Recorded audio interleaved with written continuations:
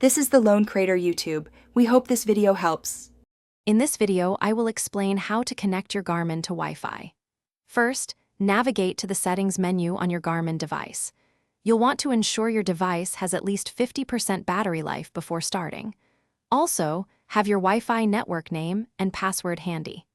This will make the connection process smooth and quick, getting you online in just a few moments. Once in the Wi-Fi settings, your Garmin will scan for available networks.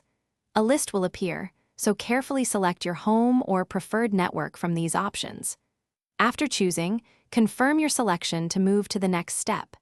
This ensures you're connecting to the correct network, avoiding any potential issues with an incorrect choice.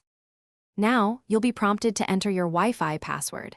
Use the on-screen keyboard to type it in precisely.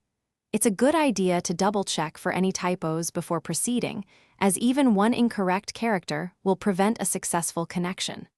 Once confirmed, your Garmin will attempt to establish a connection to the network.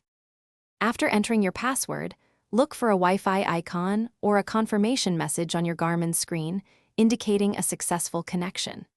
Try syncing your device to ensure data is transferring correctly.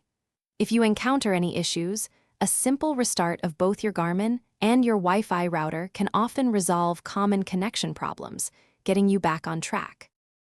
Thanks for watching. Consider subscribing if we helped you.